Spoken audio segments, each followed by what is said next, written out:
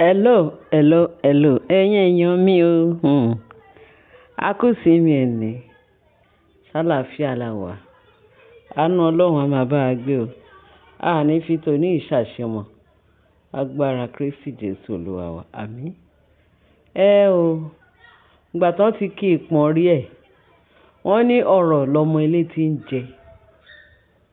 Tí wọ́n bá ti kí ìpọ́n rí Ashley fún, kò ní gbọ́n, orí ẹ̀ ò ní pé wáyé. K'Ọlọ́run jẹ́ kó gbọ́. Torí àwọn kan wà bẹ́ẹ̀, ewúrẹ́ aláìgbọràn ni wọ́n.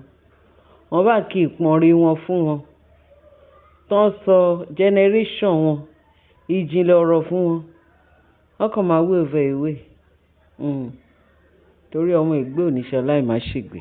Torí wọ́n ń gbọ́ báwí irú àwọn èèyàn bẹ́ẹ̀ yẹn. Ṣùgbọ́n àbọ̀ ọ̀rọ̀ náà sọ fún ọmọlúàbí, tó bá wùn kó dénú ẹ̀ kó dodindi, tó bá wùn kó dénú ẹ̀ kó má mú lò, wàhálà ló kó rẹ̀ sí.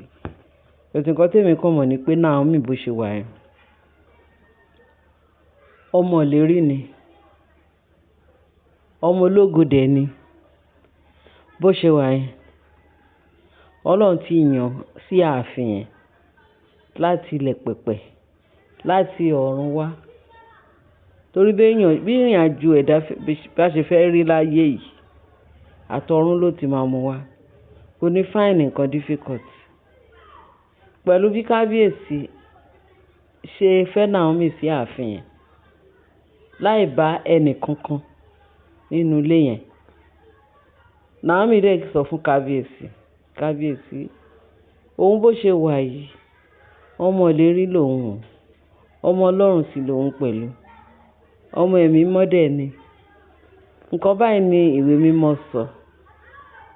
Òun ò lè fẹ́ ọkùnrin tó níyàwó ńlé o. Òun ò dẹ̀ fẹ́ disturb anybody. Anybody ò dẹ̀ lè wá disturb òun. Torí kí gbogbo àwọn nǹkan tó ń ṣẹlẹ̀ nísìnyí kó má lọ máa fọhùn sóhun pé husband snatcher lòun. Nǹkan tóun dẹ̀ hate Ọlọ́run ò dẹ̀ fẹ́ bẹ́ẹ̀. Kọ̀ràn bẹ́ẹ̀, àwọn onítúláàsì, àwọn alọ́kólóhùn kígbe, wọ́n jọ gàtè kò jọ gàtè, ṣé kò wá rí bẹ́ẹ̀? Wọ́n ní kábíyèsí sọ pé wọ́n ní kíkúrò tí Naomi kúrò níbẹ̀rẹ̀ pẹ̀pẹ̀, Ashley wà náà àwọn tó lè dànù. Òun gangan ni original àwọn tó lé Naomi kúrò ní ààfin. Ó jẹ́ kí ọmọ yẹn, wọ́n ní ọmọ yẹn lára tó jẹ́ pé, ọmọ yẹn kò dẹ̀ fura, ọmọdé kò mọ̀ pé wọ́n ń ṣe, kò mọ̀ ọ̀túnmọ̀pọ̀ ṣe, torí wọ́n fi kọ́. Wọn ò bí sínú inú ọ̀túnmọ̀pọ̀. Ẹ̀jẹ̀ Jésù, òun ni agbára ẹ̀. Ẹ̀mí mọ́dẹ̀ ló ń bá a lò. Ṣé tó wá pọ̀ ti mọ̀ ni kó ti múra sádúrà pé àwọn eléyìí tó fẹ́ wọnú ààfin, àbí Ashley tó súnmọ́ gẹ́gẹ́ bí àṣẹ ìṣù láàlú. Ó fẹ́ súnmọ́, ó súnmọ́ Naomi. Bíi pé ìyẹn ti rí pé àbí àwọn èèyàn ọkọ wọn ni, àwọn fámílì ọkọ wọn ni, àwọn aráàlú ọkọ wọn ni, àwọn ní kinní kan, àwọn ìyá ọkọ máa ń pè wọ́n ní ìyá ọkọ wọn. Àṣé ìyá ọkọ orí bẹ́ẹ̀dì ló fẹ́ fi ṣe, ló fẹ́ tan Naomi kúrò kóun bọ́ sí. Wọ́n ní kábíyèsí sọ kìkì ọ̀rọ̀ pé ìgbà wo lòun ti propose kóun fẹ́ fẹ́ Ashley rí. Ashley jáwọ́ nú gbogbo àwọn ìsọkúsọ tó wọ́n máa sọ. Ọkọ mi o, ọkọ òun, wọ́n ti ẹ̀ǹdẹ́ ọ̀nà òun láti kinní, àti kékeré wọ́n jọ ṣeré ọmọdé láti kékeré. Wọ́n dẹ̀ ti sọ pé ẹni tó òun máa fẹ́ ni, ọkọ òun ló máa fẹ́, ọkọ kinní kan ló máa ṣe. Pé ó dàbí pé àwọn alálẹ̀ mọ̀ sí, àwọn àgbà mọ̀ sí pé àwọn méjèèjì lè jọ tọkọ-tìyàwó ní ọjọ́ iwájú. Pé láti kékeré náà ti mọ̀ pé òun ni ìyàwó kábíyèsí. Wọ́n ti ṣèṣe, ó ti pẹ́ tán ti mọ̀ pé ìyàwó kábíyèsí lòun máa jẹ́. Wọ́n ní kábíyèsí ó pariwo mọ́, ó ní kó gbẹ́nu dákẹ́, kó gbẹ́nu lọ́wọ́. Tí má tún gbọ́ irú ẹ̀ lẹ́nu ẹ̀. Láti níjọ́wo síjọ́wo lòun àti ẹ̀ ṣeré ipá débi pé wọ́n ti dènà pé bóyá ọkọ àti ìyàwó làwọn méjèèjì fẹ́ ṣe. Nítorí kíni? Tó bá tẹ̀ jẹ́ pé wọ́n ti dènà pé wọ́n ní ọkọ àti ìyàwó ni ìwọ ló máa fẹ́ kábíyèsí láti kékeré. Kí ló dé dé tó bá jẹ́ pé wọ́n ti fi irọ́ fọ́ Ashley lórí, wọ́n ti fi irọ́ fọ́ ẹ lórí. Wọ́n ti dènà bí àwọn àgbà yẹn wà ńbẹ̀, gbogbo wọn wà ńbẹ̀ nígbà tó lọ mú ọkọ tó fọ́kọ. Wọn ò rí ẹ́ nígbà tó mọ́kọ wálé. Wọn ò rí ẹ́ nígbà tí ìwà tọkọ ẹ̀ wá ṣe ìdáná tí ìwà tọkọ ẹ̀ tẹ fẹ́ ra yín. Nígbà tẹ fẹ́ ra yín tán, ṣebí ẹ̀kan wá di táìmù kan tí wọ́n ń ṣe festival. Ìwà àtọkọ ẹ̀ wá wálé. Tí ìwà àtọkọ ẹ̀ wá sáàfin.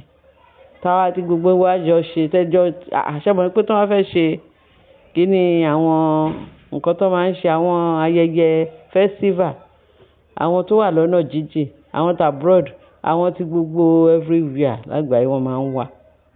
Ní àwọn tí wọ́n fẹ́ wá ṣe àwọn ọmọ ìlú gbogbo everybody máa wá sílé wọ́n á ṣe àjọyọ̀ ìlú wọn máa dùn ṣèṣì. Ṣebí ìwà àtọkọ ẹ̀ lẹ́jọ́ wá? Ṣebí wọ́n ló mú ọkọ ẹ̀ wá? Nígbà tọkọ ẹ̀ wá, tó wá sọ pé kábíyèsí ọkọ òun lè léèrè kíní kan. Òun yẹ̀ welcome gbogbo yóò dẹ̀ ṣe yín lálejò, ó fẹ́ fọkọ hàn. A dẹ̀ ti mọ̀ ipò tí wọ́n rì, gbogbo ayé wọn ipò tí fọkọ. Ìjọ́ wo ni àwọn aládẹ̀ wá ọ̀ǹdẹ̀rìn ìwé àti ẹ pé afẹ́fẹ́ ìra wọn? Kọ́lọ̀ má jẹ́ àrí pé kó gbẹ́nu burúkú sọ̀hún. Àṣé ọgbọ́n tó dá láti wá wọnú ààfin yìí. Ó wá sọ pé kábíyèsí o, a máa wá sí ilé ọdún gbogbo ìgbà. Tí a bá tún fẹ́ ṣe irú ọdún báyìí, a tún máa wà o, ìwọ àtọkọ ẹ̀. Ní kò sí problem. Ó lóun dẹ̀ ṣe yín lálejò lọ. Ó ní àṣé ọgbọ́n àti fi ọkọ ẹ̀ lẹ̀ kó wá bá òun. Wọ́n ní wọ́n kàn máa dédé wá, á lóun wá sílé, á wá sí festival. Ó dàbí pé ọkọ ẹ̀ ò kí ń tẹ̀lé wá ńgbà ẹ̀. Òun tẹ̀lé wá àwọn ẹ̀kọ̀ọ̀kan tó máa ń wá, á fọkọ́lé òun nìkan á dẹ̀ wá. Ó wá sọ fún òun pé kábíyèsí, òun fẹ́ irú tradition, òun fẹ́ máa ṣe tradition something. Àwọn traditional yẹn máa ń wù òun láti máa ṣe. So tó wá every year òun máa wá láti máa ṣe tradition. Òun máa participate, òun máa ṣe. Kábíyèsí níwẹ̀ pé nǹkan tó ti jẹ́ kìíní kò sí problem, ṣùgbọ́n anybody interest náà ní gbogbo tó bá ti mọ̀ pé òun fẹ́ máa ṣe. Ó lóun ní interest láti máa ṣiṣẹ́ traditional. Àbí kó máa ṣe kíní. Wọ́n ní kábíyèsí ní o. Wọ́n ní kábíyèsí ò tiẹ̀ lérò rárá pé ọmọbìnrin yìí fẹ́ wọlé sí òun lára òun àti ìyàwó òun. Wọ́n ní tó bá wá báyìí pẹ́rẹ́ láti wá, ṣé mo rí pé ó bẹ bíbẹ òṣì.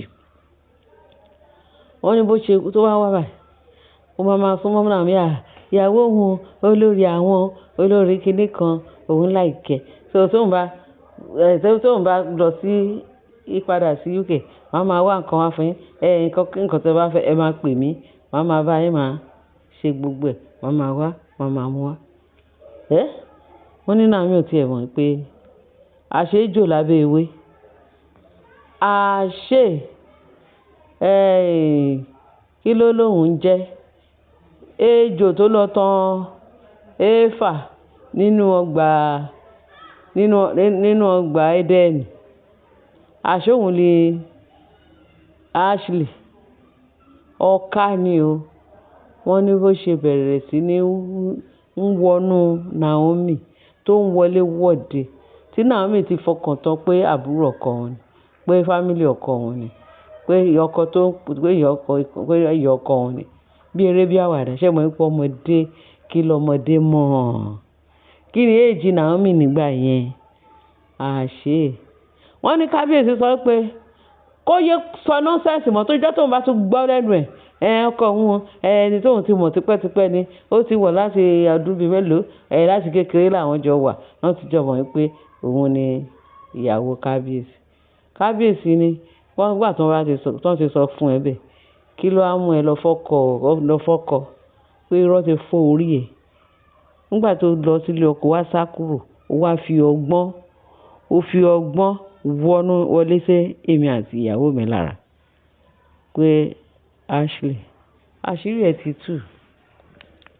ti tú bẹ́ẹ̀ ni àṣírí ẹ̀ ti tú. Àṣírí ò bá tú báwo ni gbogbo pọ̀pọ̀ ṣìṣì yàwọn ojú kábíyèsí ó ti là gbogbo tùmọ̀pọ̀ tán fi ṣe kábíyèsí ti ráre aláìsí pé àṣé ọ̀dàlẹ̀ pọ́nbélé ni Ashley.